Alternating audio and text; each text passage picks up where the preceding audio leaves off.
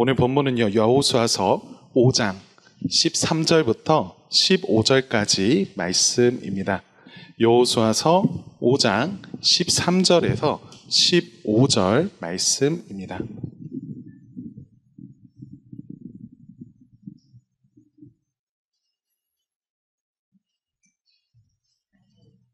네, 다 찾으신 줄 알고 제가 읽어드리겠습니다. 하나님의 말씀을 들으십시오. 여호수아가 여리고에 가까이 이르렀을 때에 눈을 들어본즉 한 사람이 칼을 빼어 손에 들고 마주 서 있는지라. 여호수아가 나아가서 그에게 묻되 너는 우리를 위하느냐 우리의 적들을 위하느냐 하니 그가 이르되 아니라 나는 여호와의 군대대장으로 지금 왔느니라 하는지라. 여호수아가 얼굴을 땅에 대고 엎드려 절하고 그에게 이르되 내 주여 종에게 무슨 말씀을 하려 하시나이까. 여호와의 군대대장이 여호수아에게 이르되 네 발에서 신을 벗으라. 네가 선 것은 거룩하니라 하니 여호수아가 그대로 행하니라. 아멘. 우리는요 계속 누가복음 살피고 있다가 오늘은 좀 특별히 잠시 멈추고 단편 말씀을 같이 나누려고 합니다. 여러분 아시겠지만 오늘은요 세례가 있습니다. 세례라고 하는 것은 하나님께서 죄인으로 하여금 예수님을 믿고 그분과 하나 되게 하심으로 그 예수님과 함께 죽고 또 그 예수님과 함께 살게 하셔서 교회의 몸된 가족이 되었음을 보여주고 확증하는 예식입니다. 그냥 세례가 이런 거다라고 설명했는데 좀 감동이에요. 그렇습니다. 그러니까 이제 세례를 받는다라고 하는 건 이런 의미가 될 거예요. 세례를 받는 사람은요, 옛사람으로서는 죽는 것입니다. 그리고요, 새 사람으로는 다시 사는 거예요. 그렇기에 저는요, 오늘 이 본문 말씀을 통해서요, 그리스도인이 된다는 것은 이전의 삶과 어떻게 다르고 또 달라야만 하는지에 대해서 나누고자 합니다. 여러분, 그 그리스도인이 된다는 건 이전의 삶과 무엇이 어떻게 다를까요? 그것은요, 두려움과 위기 앞에서 분명하게 드러날 겁니다. 여러분, 사람들은 많이 말합니다. 용기는 너 마음먹기에 달려있다라고요. 그러니까 자신감을 가지라고 말을 하죠. 혹은요, 이렇게도 말하죠. 약해도 괜찮다. 그걸 인정하는 것이 진짜 용기야. 라고 하는 말도 듣습니다. 여러분, 이거 다 좋은 말이지만요, 때로는 이 모든 말들이 충분하지는 않은 것 같아요. 왜냐하면 충분히 마음 먹었는데 또 깨지는 걸 보니까 그게 나잖아요. 그리고 괜찮다는 말에 위로를 받긴 했는데 다시 한번 우리가 삶 앞에 서보면 여전히 막막한 날들을 경험하곤 하니까 그렇습니다. 그래서 저는요, 오늘 여러분에게 함께 묻고 싶습니다. 여러분은요, 큰 위기와 두려움 앞에 직면할 때 어떤 준비를 하시나요? 그리고 그러한 위기 앞에서, 그러한 두려움 앞에서 우리가 이겨낼 수 있는 그 용기가 있다면 그것은 어디에서 올까요? 여러분, 오늘 본문을 우리가 이해하기 위해서 먼저 배경 상황을 좀 설명드릴 필요가 있습니다. 하나님은요, 오래전에 이스라엘의 조상 아브라함에게 땅을 주시겠다라고 약속하셨어요. 그리고 약 430년 뒤 모세를 통해서 이스라엘을 이집트에서 나오게 하셨죠. 그렇지만 그 이스라엘이 하나님의 말씀과 약속을 신뢰하지 않으므로 40년의 시간이라고 하는 것을 광야에서 뺑뺑이 돌며 보냈어야만 했습니다. 그리고 약속의 땅에 들어가기 전에 결국 모세는 죽게 되었고요. 그 모세의 역할을 이어받은 것이 오늘 우리가 읽은 이 본문 속에 등장하는 사람, 여호수아입니다. 이제 여호수아는요, 이런 책임이 있는 거예요. 모세를 이어서 하나님의 백성을 약속의 땅 그 가나안으로 인도해야만 합니다. 그런 여호수아에게요, 하나님은 두려워하지 말아라. 내가 너랑 함께 할 거야. 라고 약속해 주셨어요. 하지만 그가 보고 있는 현실은 그렇게 녹록지 않습니다. 여러분, 가나안 땅 건너가려면요, 우선 요단강이라고 하는 걸 건너야 했는데요, 이때 강물이 그냥 평상시만큼의 물량도 아니고 훨씬 크게 불어 넘치던 시기였다라고 해요. 그러니까 유속이 너무나 빠르고 수심도 깊어졌던 나머지 그냥 보기에는 도저히 아무도 건너갈 수 없는 상태였던 게 그 요단강이었습니다. 그런데 하나님이 이스라엘로 하여금 그러한 요단강을 기적적으로 건너가게 하셨어요. 이 기적은요, 그들의 부모, 그들의 조상들이 홍해를 마른 땅으로 건넜던 그날처럼 하나님은요, 이 요단강을 가르게 하셨고요, 이스라엘로 마른 땅을 걷게 하셨습니다. 여러분, 이 소식을 듣게 되었던 적들, 그러니까 그 가나안 땅의 사람들은요, 너무나 놀랐습니다. 그래서 성경을 보면 그들의 마음이 다 녹아내렸고 그들이 더 이상 싸울 의지를 잃어버렸다라고 말을 하죠. 여러분, 상황이 지금 이런 상황이에요. 그러면요, 여러분들이 만약 여호수아의 입장에 있다라고 한다면 앞으로 무엇을 하시겠습니까? 이제 뭘 해야 할까요? 단순하게 보면요, 저가 여호수아였다라고 한다면 지금 상황이 가나안 땅을 정복해야 되잖아요. 그들과 싸워야 하는 상황입니다. 건너왔는데 들리는 소문이 그들이 전의를 잃었대요. 그러면 이제 뭐 해야 되냐면 군대를 이끌고 바로 그들을 쳐야 할 겁니다. 여러분, 이거 기회잖아요. 여러분, 동네에서 여러분 축구할 때나 아니면 여러분 PC방 가서 게임을 한다 하더라도 항상 그 모든 것에는 흐름이라는 게 있죠. 흐름을 한번 놓치면요, 이 기회를 한번 놓치면 또 찾아오게 되는 게 위기인지라 지금 이 기회를 놓치지 않고 달려나가는 것이 아주 중요한 전략이었을 겁니다. 그런데요, 하나님께서 이런 상황에서 여호수아에게 명령하고 이스라엘에게 명령했던 것은 조금 달랐다라는 거죠. 하나님께서 굉장히 좀 이상한 말씀을 하신다라는 겁니다. 여러분, 이 중요한 첫 번째 전투를 앞두고요, 하나님께서 명령하신 게 뭐였냐면 이런 거였어요. 5장 2절 말씀을 보면요, 이렇게 말합니다. 할례를 행하라 라고요. 여러분, 할례가 뭡니까? 우리 지난주에도 이제 세례 요한이 태어나는 장면을 보면서 하나님의 백성으로 구별되었다라고 하는 그 표식으로서 이제 이 할례를 난지 8일 만에 행했다라고 하는 것을 우리가 봤습니다. 할례라고 하는 것은요, 구별된 하나님의 백성이라고 하는 그 표식이었어요. 의미는 이런데 실제로 뭐 하는 거냐면 남자의 생식기를 그 표피를 잘라내는 거. 그러니까 지금으로 말하면 그 행위로는 포경수술과 비슷하다고 보시면 됩니다. 여러분, 이걸 하게 되면요, 그 이스라엘의 사람들, 그 남정네들이 어떤 상태가 될까요? 그들은요, 아무도 굉장히 위험한 상황에 처하게 될 겁니다. 그러니까 이 명령이 군사적으로 봤을 때에는, 전략적으로 봤을 때에는 되게 치명적인 명령이다라는 거죠. 할례를 받은 사람들은요, 당분간 제대로 움직이지 못할 겁니다. 이때 적들이 쳐들어와 봐요. 그러면요, 이스라엘은 그냥 속수무책으로 당하는 거예요. 그런데 하나님은 이 전술적으로 너무나 바보 같아 보이는 일을 이들에게 시키십니다. 그리고 그게 끝이 아니었죠. 그러고 나서 어느 정도 정비하고 이제 다시 쳐들어가야 된다 싶었던 그 시점에 하나님은요, 이 땅에 들어와서 처음으로 유월절을 지키게끔 하십니다. 유월절이 뭐예요? 유월절이라고 하는 것은요, 이집트에서 나올 때 그 이스라엘 백성들을 건지시기 위해서 그 이집트에게 10가지 재앙을 내리셨죠. 그 10가지 재앙 중에 마지막 그 재앙이 뭐였냐면 결국 끝에 이르러서 그 장자를 죽게 하시는 그 죽음의 심판을 행하신 것이 이 일이었습니다. 그런데 이 죽음의 심판을 피할 수 있는 길이 단 한 가지가 있었는데 그게 뭐였냐면 어린 양의 그 피를 가지고 이제 문의 그 문틀의 그 사방에 이렇게 바르게 된다면 이제 그 죽음의 심판이 그곳에 임할 때 그 피가 발린 곳은 넘어가겠다, 지나가겠다 했던 것이 이 유월절이었어요. 그러니까 이집트에서 나올 때 어린 양의 피로 죽음의 심판을 면한 날을 기념하는 것이 이 유월절입니다.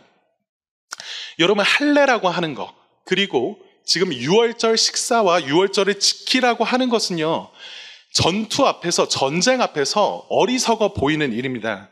그런데요, 하나님은요, 이것이 무엇보다도 먼저 행해야 될 일이라고 말씀하고 계셨어요. 왜냐하면 그들의 정체성이 다른 데 있는 것이 아니라 하나님께 속해 있다라고 하는 것, 그리고 그들이 그냥 사는 것이 아니라 은혜 가운데에서 이 자리에 서게 되었다라고 하는 사실을 먼저 기억해야 했기 때문입니다. 하나님은요, 전쟁에 앞서서 이것이 다른 무엇보다도 우선이라고 말씀하셨어요. 이게 전체적인 배경입니다. 그런 배경 안에서 오늘 우리가 같이 주목해야 하는 것은 오늘 말씀이 어떻게 시작하는지를 보면서 알 수 있습니다. 여러분 5장 13절 말씀을 보면요, 전반부에 이렇게 되어 있어요. 여호수아가 여리고에 가까이 이르렀을 때에 라고 말을 하죠. 여러분 지금 성경은요, 여호수아라고 하는 이 사람이 지금 여리고에 가까이 이르렀다라고 말을 하고 있습니다. 정확하게 이때가 뭐 낮인지 밤인지는 얘기해주고 있진 않아요. 그러니까 우리는 모릅니다.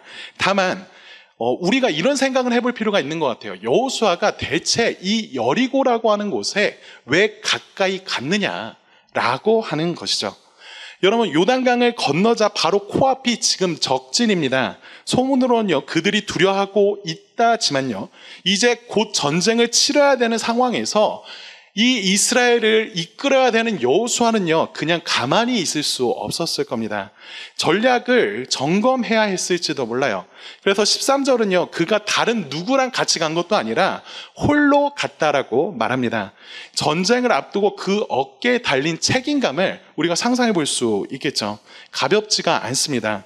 여러분 어떤 분들은요, 여리고의 정복이 굉장히 쉬운 싸움이었다라고 생각하는 분이 있을지도 모르겠어요. 왜냐하면 이 장이 지나고 나중에 그 여리고를 정복할 때 모습을 보니까 하나님께서 말씀하신 대로 그 성을 몇 바퀴 그냥 돌고 다 같이 소리를 지르니까 그 성이 무너졌어요. 그러고 나서 그 땅을 정복하게 되었습니다. 그러니까 굉장히 뭐 이렇게 쉽게 이런 일이 일어나지 싶지만요, 막상 저와 여러분이 이 여호수아와 같은 상황에 그 현실 한가운데 서 있었다라면요, 그리고 그 여호수아의 역할이 우리에게 주어졌다라고 한다면 이 과정이 결코 쉽다거나 가벼운 일은 아니었을 겁니다.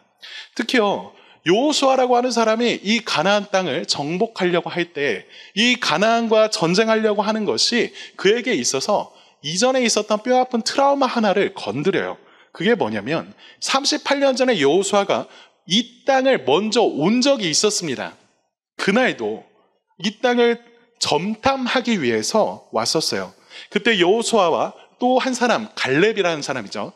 이 두 사람은요, 이 땅을 하나님께서 우리에게 주셨다, 그러니까 우리가 이 땅을 능히 차지할 수 있다라고 말했지만요, 다른 10명의 정탐꾼들은 현실의 벽을 보고 이것은 안 되는 일이라고 보고했습니다. 이 보고를 듣고서요, 백성들이 결정했던 게 뭐예요? 하나님께서 뭐라고 약속하셨느냐, 뭐라고 말씀하셨냐 보다도요, 그들이 눈으로 보았던 것, 그들이 들었던 것을 믿었습니다. 그 결과가 지난 광야에서 40년을 방황했던 거예요. 여호수아는요, 이런 실수를 되풀이하고 싶지 않았을 겁니다. 그러니까요, 자신이 직접 나서서라도 상황을 철저하게 파악하고 가장 합리적인 전략을 세우고자 했을지 모르죠. 그렇지만 이로 인해서 여호수아가 예상치 못했던 극적인 상황을 맞이하는 게 이제 13절 우리가 읽지 않았던 그 말씀입니다. 13절에 다시 한번 같이 읽어봤으면 좋겠습니다. 처음부터 읽어볼게요. 시작. 여호수아가 여리고에 가까이 이르렀을 때에 눈을 들어본즉 한 사람이 칼을 빼어 손에 들고 마주 서 있는지라. 여호수아가 나아가서 그에게 묻되 너는 우리를 위하느냐 우리의 적들을 위하느냐 하니. 여호수아가요, 지금 이 여리고라고 하는 곳에 가까이 가서 보니까요, 눈앞에 한 사람이 서 있었습니다. 여러분, 한 사람이 갑자기 서 있었어요. 그러니까 이 상황은 여호수아에게 좀 긴장할 만한 상황입니다. 여러분, 근데 보세요. 만일 저와 여러분이요, 뭔가를 골똘히 이렇게 생각하다가 이렇게 길을 걷고 있었는데 바로 앞에 누군가 서 있는 거예요. 그런데요, 그 사람이 그냥 서 있는 것도 아닙니다. 서 있는데 뭔가를 들고 있는데 자세히 보니까 그게 칼이에요. 여러분 어떠실 것 같아요? 여러분, 지금 여호수아가 서 있는 곳, 이곳은 여리고에 가까운 곳이었습니다. 그러니까 적진에 가깝다는 말이죠. 그런데 누가 서 있어요. 자세히 보니까 칼을 들고 있고요. 그냥 들고 있는 것도 아니고 그 칼을 빼서 서 있죠. 그런 사람이요, 다른 곳을 보고 있는 것도 아닙니다. 자기랑 마주하고 있어요. 잘은 몰라도요, 여호수아가 식은땀 좀 흘렸을 것 같습니다. 여러분, 여기 계신 분들 중에 이제 남성분들은 군대를 다녀오셨다면 기억하시는 것 중에 하나가 이게 있을 거예요. 경계 근무라는 게 있습니다. 그게 뭐냐면요, 혹시 모를 그 적들의 침입을 막기 위해서 보초를 서는 것, 그게 경계 근무예요. 새록새록 하신 분들 있을 겁니다. 그런데요, 이게 군 생활을 오래 하다 보면 그렇게 어려운 일이 아니다 싶은데, 이제 막 군 생활을 처음 시작해서 이 근무를 서게 되면요, 은근 많이 긴장됩니다. 여러분 상상해 보면요, 이런 거예요. 여러분이 빛 하나 없는 그 어두운 밤에, 그 캄캄한 밤에 이제 선임이랑 단둘이 근무를 하고 있는데 갑자기 어디에선가 걸음소리가 들려온다고 해봐요. 원래라면 아무도 오지 않을 곳입니다. 어떤 소리도 들리지 않을 곳이에요. 그런데 그런 곳을 누가 지나가는 것처럼 그 소리가 들린다라고 한다면요, 그때는요 너무너무 긴장됩니다. 과장에서 그 지나가는 그 벌레 소리, 그 하나에도 놀라는 시간이에요. 여러분, 그렇지만요, 만약에 그 사람이 정말 잘 훈련받았던 군인이라면요, 누군가 다가왔을 때 그냥 당황하지 않고 해야만 하는 일이 있습니다. 그게 뭐냐면 피하 식별이라고 하는 거죠. 왜 갑자기 군대 이게 뭐냐면 앞에 상대가 아군인지 적군인지를 확인하는 거예요. 여러분, 이거 생각하면요, 지금 여호수아가 던지고 있는 질문이라고 하는 건 너무나 당연하고 합리적입니다. 여호수아는요, 그래서 물었던 거죠. 너는 우리를 위하느냐, 적들을 위하느냐라고요. 여러분, 이 질문이요, 단순히 그 상대방을 파악하는 것이 끝이 아닙니다. 무슨 말이냐면 지금 이 대치 상황에 있는 거잖아요.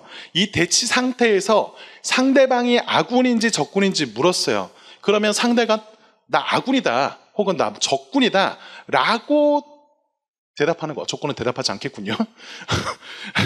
그러면 거기서 끝나는 게 아니죠. 그게 아닙니다. 그 다음이 있을 거예요. 만약에 저 앞에 있는 사람이 우리 편이면요, 안심을 하고 그를 맞이하겠지만요, 그렇지만 그 사람이 적이면 어떡해요? 바로 전쟁 시작이죠. 여러분, 지금 보시면요, 여호수아의 그 질문에 있어서 돌아올 대답을 우리가 예상할 수 있는 건 그냥 두 가지 선택지밖에 없습니다. 그게 뭐냐면 그렇다, 나 아군이다, 혹은 아니다 라는 거죠. 나 아군이다 혹은 적군이다 라고 말해야 될 것 같은데 돌아온 대답을 보세요. 그게 완전 예상 바뀝니다. 여러분, 14절 상반절 말씀, 14절을 같이 한번 읽어보도록 하겠습니다. 시작. 그가 이르되 아니라 나는 여호와의 군대 대장으로 지금 왔느니라 하는지라. 자, 여기까지.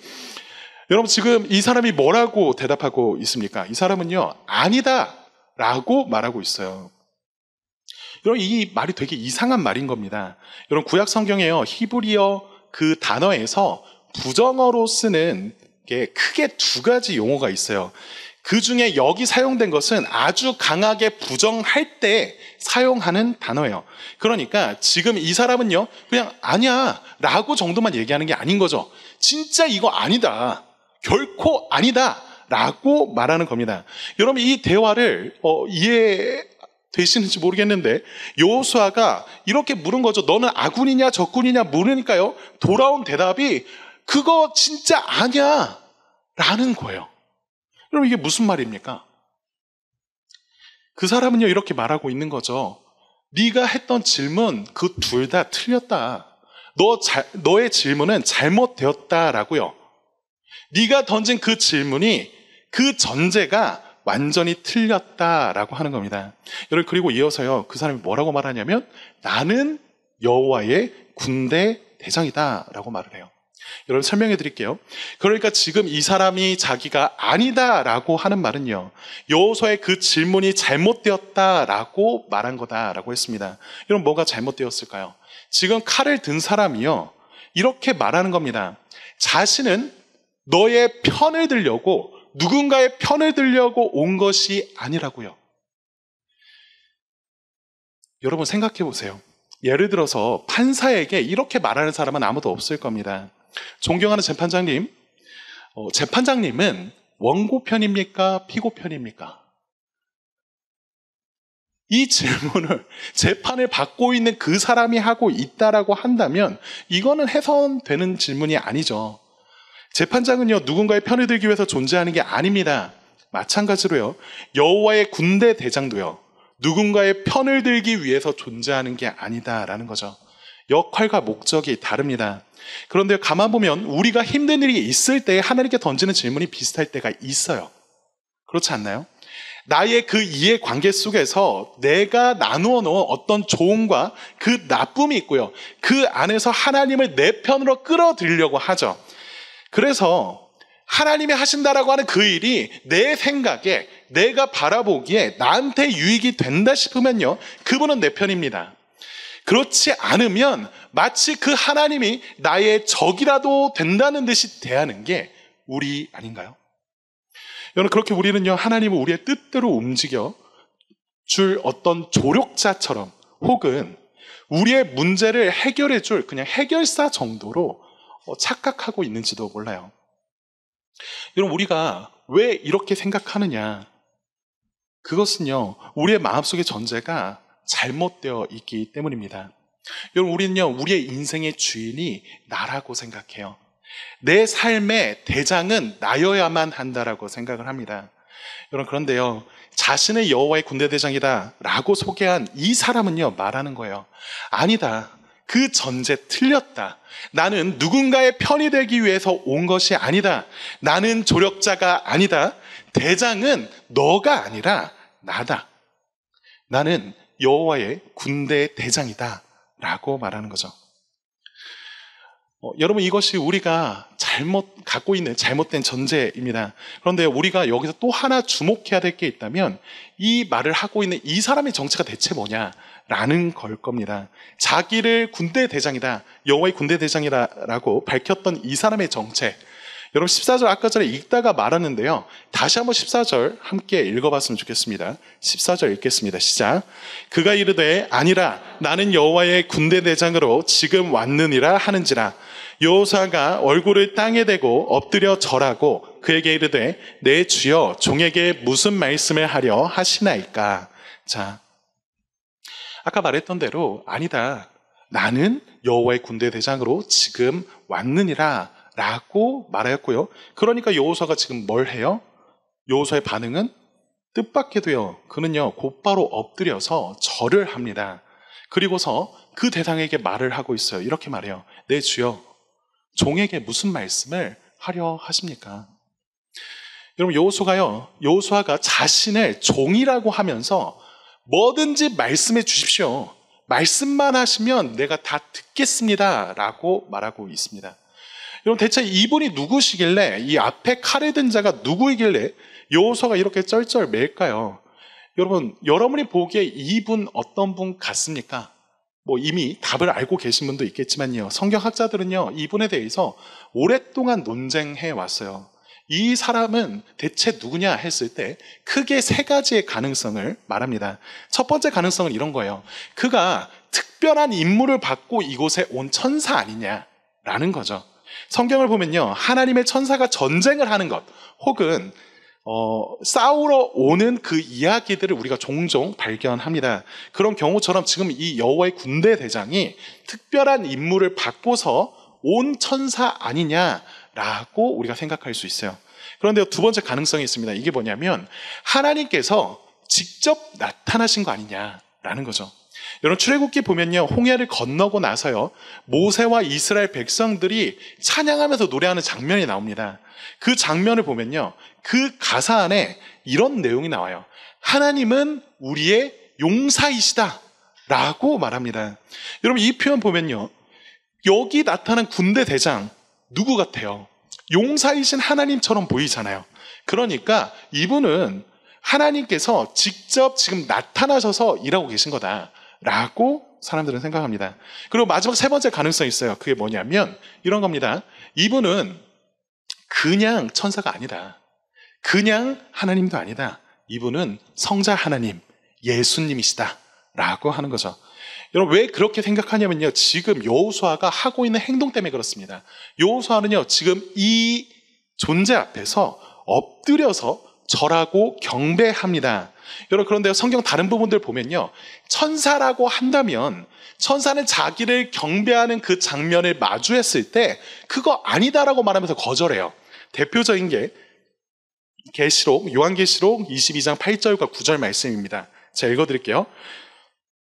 이것들을 보고 들은 자는 나 요한이니 내가 듣고 볼 때에 이 일을 내게 보이던 천사의 발 앞에 경배하려고 엎드렸더니 그가 내게 말하기를 나는 너와 내 형제 선지자들과 또 이 두루마리의 말을 지키는 자들과 함께 된 종이니 그러하지 말고 하나님께 경배하라 하더라. 여러분, 지금 천사가 뭐라고 말해요? 이렇게 말하죠. 자신도 너희들 만났던 그 다른 선지자들 혹은 그 다른 사람들과 다름없이 나 종이다 라고 말하고 있습니다. 그러니까 자신에게 경배해서는 안 되고 경배는 하나님께 돌려야지 라고 말하고 있죠. 그러니까요, 지금 만일 이 여호와의 군대 대장이 천사라고 한다면요, 자신에게 하는 이 경배를 그냥 가만히 두고 보고 있지 않았을 거예요. 그러면 안 됩니다. 그런데 지금 이 사람은요, 여호수아가 엎드려서 그를 경배하고 그를 주로 모실 때 아무런 반응을 하지 않아요. 그런 반응을 안 하고 그냥 그대로 그걸 받아들입니다. 그러니까요, 이 사람은 적어도 천사 아니에요. 그리고 두 번째 가능성이 있었죠. 하나님께서 직접 나타나신 거 아니냐라고 하는 거 생각해봐도 그렇습니다. 여러분, 하나님께서 직접 나타나셨다라고 하는 것 가능성이 있습니다. 그런데요, 결국 이건 역시도 예수 그리스도를 떠올리게 만들어요. 여러분, 하나님은 어떤 분이세요? 영이십니다. 보이지 않는 분이시죠. 그 분이 눈에 보이지 않는 그분께서 자신을 나타내실 때마다 누구를 통하여서 자신을 나타내시냐면 하나님의 보이지 않는 하나님의 형상이 되시는 그 예수님을 통해서 자신이 어떤 분이신지를, 누구이신지를 보이시고 알려주십니다. 그러니까 결국 우리가 이 이야기를 볼 때 이 군대 대장이 하나님이라고 하더라도 그 하나님을 통해서 우리가 떠올리게 되는 사람이 누구냐면 예수님이다라는 거죠. 지금 나타난 이가 예수 그리스도가 아니라 하더라도 분명히 이것을 보면서 예수님을 떠올리고 예수님을 생각하게끔 이야기가 그려지고 있다 말이죠. 그럼 그 근거가 있느냐? 여러분, 15절 말씀을 함께 읽어봤으면 좋겠습니다. 15절 함께 읽겠습니다. 시작. 여호와의 군대 대장이 여호수아에게 이르되 네 발에서 신을 벗으라. 네가 선 곳은 거룩하니라 하니 여호수아가 그대로 행하니라. 여러분, 군대 대장이요, 지금 여호수아에게 명령하고 있습니다. 뭐라고 말해요? 네 발에서 신을 벗어라. 왜? 네가 선 곳은 거룩한 땅이다 라고 말을 하고 있죠. 여러분, 이 명령을 듣는 순간 여러분들이 구약성경을 이렇게 읽어왔다면 바로 떠올릴 수 있는 장면 하나가 있을 거예요. 그게 뭐냐면 출애굽기 3장 5절에서 나왔던 장면이죠. 불타는 그 떨기나무 그 아래에서 하나님께서 임재하셔서 모세에게 줬던 명령입니다. 그거랑 똑같은 명령이에요. 불타는 떨기나무는요, 여러분, 이게 좀 이상한 말이라고 하는 거 생각 드시나요? 나무가 불에 탄다라고 하는 거, 그거는 그럴 수 있죠. 근데 이 상황에서는 그 나무가 불이 붙었는데 실제로 타지는 않아요. 굉장히 이상한 장면입니다. 이 장면을 보면서요, 모세는 하나님께서 그곳에 임하셔서 나에게 말씀하셨다라고 하는 걸 실감합니다. 그 나무에 임재한 하나님을 그는 보았고요, 그 신비를 경험했던 거죠. 불이 붙었지만 타지 않는 그 나무를 보면서요. 여러분, 그런데 이게 오늘 본문과도 굉장히 비슷해요. 여러분, 군대 대장이요, 어떤 모습으로 왔는지를 보세요. 아까 이 여호수아가 봤을 때 앞에 서 있는 존재가 단순히 천사다, 단순히 하나님이 서 있었다 이렇게 표현하지 않죠. 한 사람이 마주보고 서 있었다고 말을 해요. 여러분, 이 군대 대장은요, 인간의 모습으로 왔으나 하나님께서 임재하신 모습으로 이곳에 서 있습니다. 여러분, 출애굽기에서도 오늘 여호수아 이 말씀에서도 이것이 가리키는 게 누구일까요? 모두 성육신 하기 전에 그 예수님을 미리 보여주는 본문이에요. 여러분, 출애굽기에서 하나님은요, 이스라엘을 앞서 그 사자를 보내실 것이다 라고 말씀하신 적이 있습니다. 그 사자가 결국 이스라엘을 보호할 것이고 가나안 땅으로 인도할 것이고 그 땅의 사람들을 심판할 것이다 라고 약속하셨어요. 여러분, 그것이 출애굽기 23장 20절에서 23절의 말씀인데 여호수아는요, 누구보다도 이 말씀을 잘 기억하는 사람입니다. 왜냐면요, 그 말씀을 모세가 하나님으로부터 듣고 적게 할 때에 그 적는 걸 여호수아가 했단 말이죠. 그 옆에서 계속 보았던 이야기입니다. 그러니까요, 내 신을 벗어라, 네가 선 땅은 거룩한 곳이다 라고 하는 이 말씀을 들을 때 여호수아는요, 바로 이 말씀을 떠올리면서 지금 이 자리에 임한 그분께서 누구이시냐 라고 하는 걸 바로 알아들을 수 있었어요. 그렇게 그 군대장의 정체를 바로 알아듣고 그분의 목소리에 전적으로 순종하는 거죠. 앞서 보았듯이요, 이런 행동은요, 천사에게 어울리지 않는 행동입니다. 여러분, 그런데요, 구약의 마지막 책 그 말라기에서는요, 3장 1절에서 이 출애굽기에 있었던 그 떨기나무, 그 불타는 떨기나무와 그리고 여호수아서에서 지금 이 장면을 두고서 한 말씀을 전해요. 그 내용이 뭐냐면 절망 중인 그 이스라엘 백성에게 언약의 사자가 다시 그 성전에 임할 것을 예언해 주십니다. 앞서서 그 출애굽기에서 말했던 그 애언과 좀 비슷해 보이죠? 그런데 그분이 누구이시냐? 결국 그 모든 기간을 지나서 오실 그분, 예수 그리스도시죠. 그러니까 결국 이런 말입니다. 제가 길게 말했지만요, 지금 여호수아가 만난 대장이 누구냐? 이 사람은 하나님이자 인간이 되신 분, 예수 그리스도세요. 여러분, 그러면요, 지금까지 얘기를 그냥 간단하게 좀 정리해보면 이런 얘기가 될 겁니다. 여호수아가 지금 만난 사람이 누구입니까? 그는요, 자신을 여호와의 군대 대장이라고 말했습니다. 여호와의 군대 대장이에요. 그리고 그 사람의 정체는 뭐예요? 그 사람은요, 성자 하나님, 예수님이십니다. 여러분, 여호수아가 이분을 어떻게 만났는지를 생각해 보세요. 여호수아가 이 사람을 찾아 나선 다음에 결국 끝끝내 발견하게 됐던 게 아니었습니다. 그게 아니라 하나님이요, 성자 하나님, 그 예수님께서 여호수아 앞에 일부러 찾아오신 거예요. 여러분, 그러면요, 우리는 이렇게 다시 한번 질문할 수 있죠. 왜 예수님께서 전쟁을 앞두고 있는 이 이스라엘, 그리고 막중한 책임을 가진 여호수아에게 왜 나타나셨을까요? 왜 그를 찾아오셨을까요? 여러분, 여러 이유를 우리가 말할 수 있겠지만요, 결국은 이겁니다. 지금 예수님은요, 하나님은요, 이 여호수아에게 용기를 주고 싶어 하세요. 두려워하지 말라라고 말씀하십니다. 내가 너랑 함께 할 것이다 했던 그 약속대로 내가 지금 이곳에 왔다라고요. 너가 믿고 의지할 것은 그 어떤 것도 아니라, 너의 전략이나 네가 들 수 있는 무기, 어떤 힘이 아니라 내가 너랑 함께 한다라고 하는 것, 내가 너의 대장 되었다라고 하는 것, 이 사실에 있다라고 하는 걸 주목하라라는 거죠. 여러분, 예수님이요, 자기를 여호와의 군대 대장이다라고 소개하는 것은요, 그의 백성들이 앞으로 치러야 될 그 전투에 있어서 그냥 예수를 좀 손 좀 돕겠다 하는 말씀이 아닐 겁니다. 예수님은요, 지금 이렇게 말하는 거랑 똑같아요. 내가 군대 대장이다라고 하는 것은요, 예수님은 조력자가 아니라 지금 책임을 지려고 왔다라는 거예요. 이 전쟁에 앞서서, 이 사실이 이 전쟁에 앞서서 여호수아가 하나님을 마주해야만 했던, 이 예수님을 만나야만 했던 이유입니다. 여러분 보세요. 여호수아는요, 지금까지 자신이 모든 걸 책임져야 한다라고 생각했습니다. 앞서 걱정 말라고 하나님께서 함께 하신다라고 듣긴 들었어요. 그런데 실제 전쟁을 하는 건 누구예요? 여호수아와 이스라엘 백성들이잖아요. 실제 백성들을 이끌고 싸우는 건 자신이라고 생각을 하니까 이것을 승리하기 위해서는 전략이 필요했습니다. 더 좋은 무기가 필요한 거죠. 그러니까 혼자 골똘히 고민하면서 살펴보는 겁니다. 여러분, 그런데요, 예수님이 그 앞에 나타나서 하시는 말씀이 뭐예요? 나는 여호와의 군대의 대장이다. 네가 선 땅은 거룩한 땅이니 내 신을 벗어라. 이제 내가 왔으니까 나를 만난 이상 여호수아 너는 네가 가졌던 그 모든 권리, 그 모든 책임을 내려놓아도 좋다라는 거예요.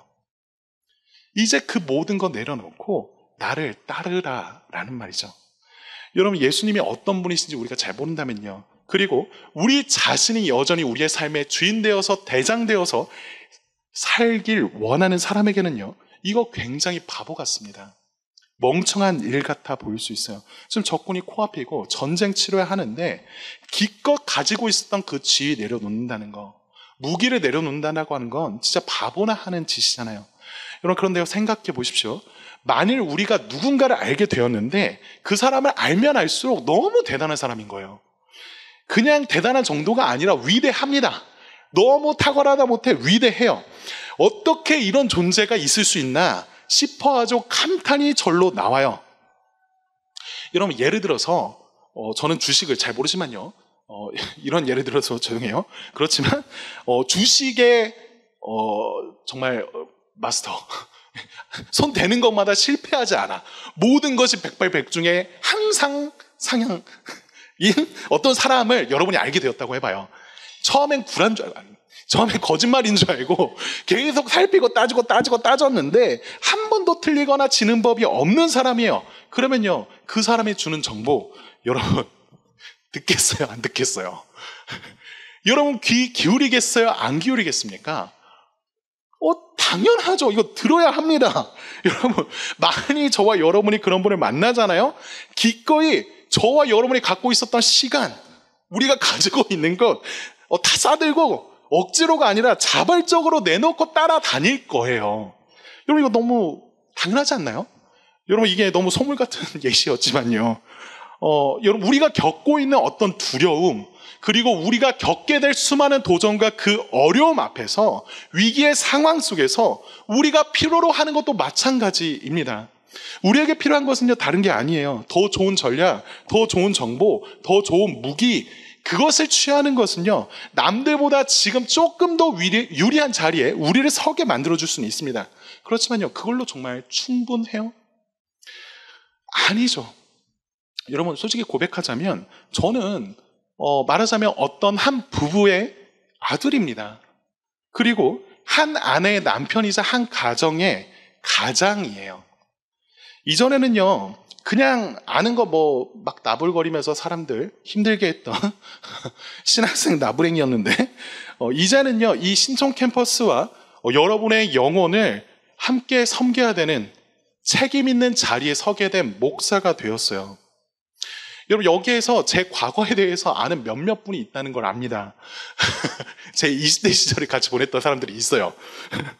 자세히 말하지 말아주시면 좋겠는데. 근데 이제, 왜 웃어?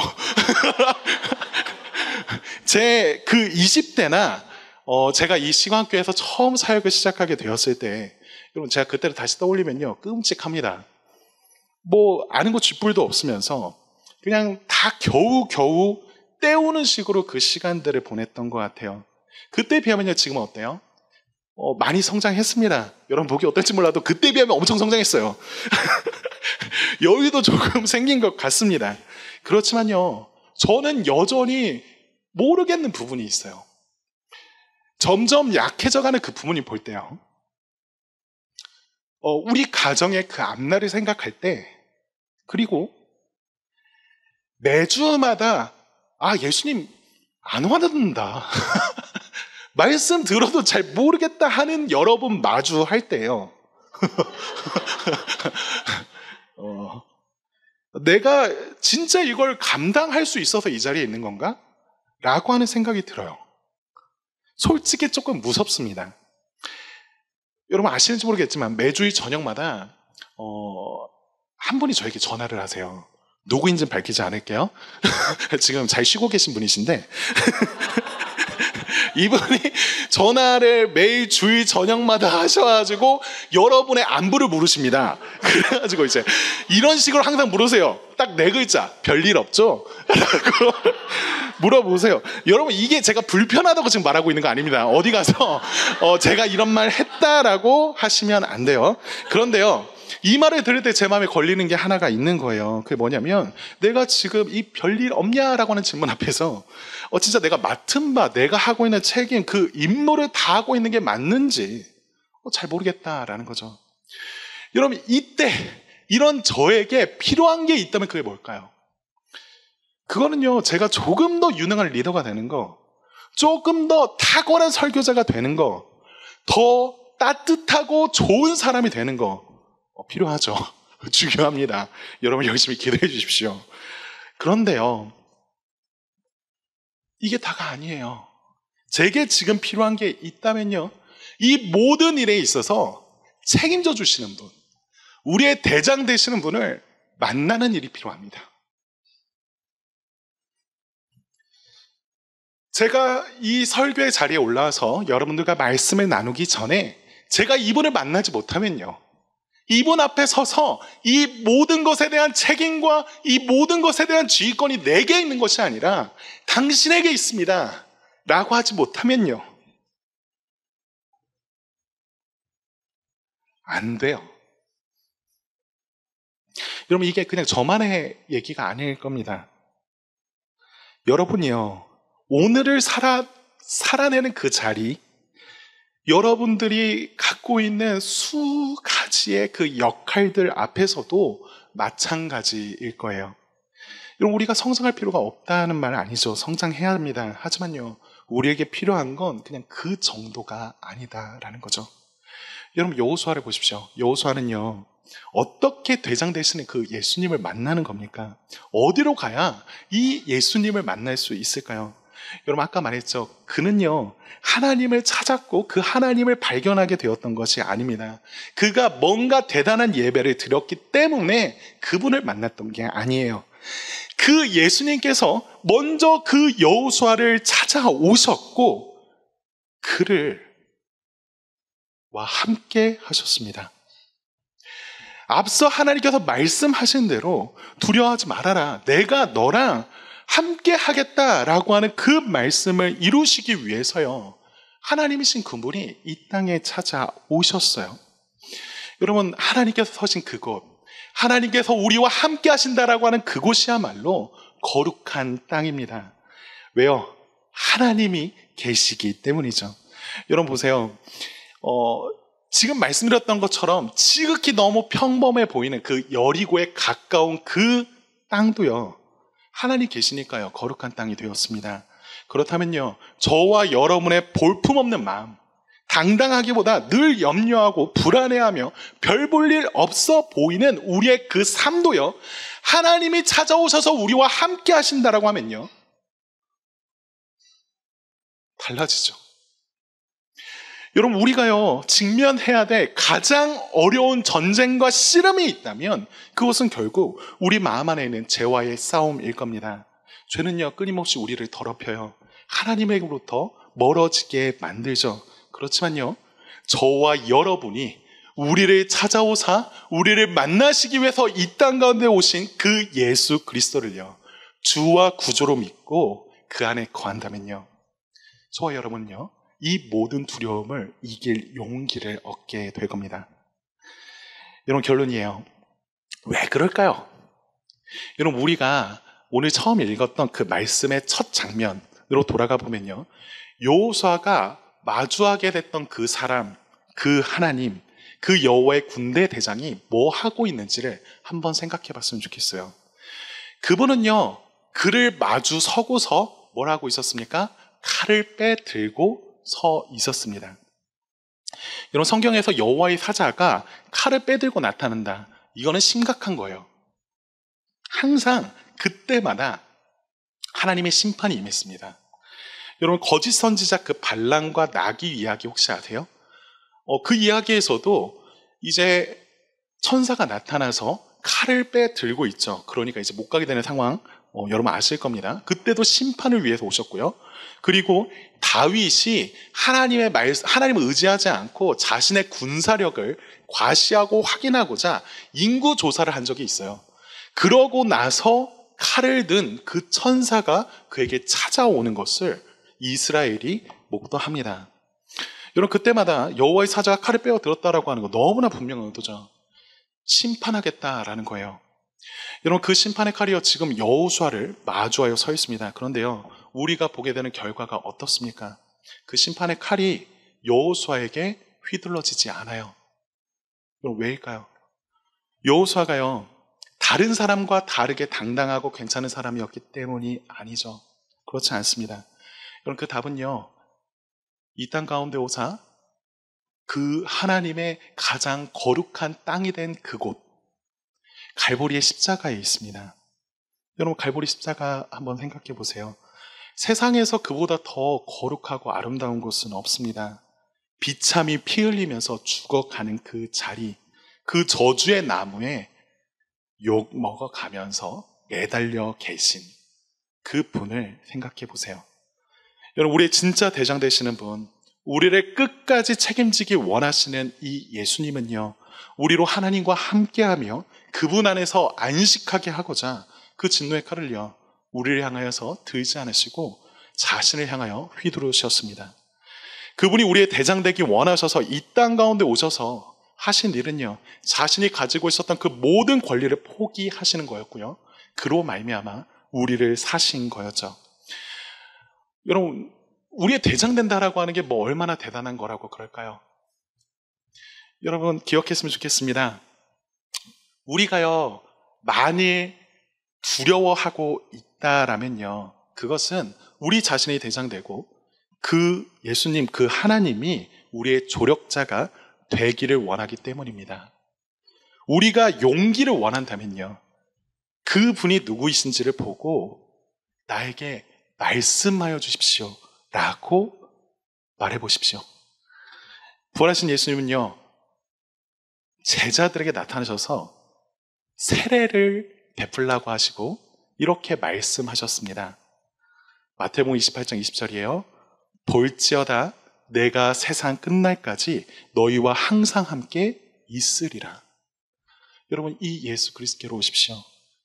이 예수 그리스도께로 온다면요, 저와 여러분 더 이상 혼자가 아니라고 하는 그 확신을 얻을 수 있습니다. 온 우주에서 가장 위대한 그 대장이여, 나를 사랑하사 나와 함께 하신다는 그 확신을 우리가 갖게 된다면요, 그것은 모든 두려움을 이기는 용기를 우리에게 줄 겁니다.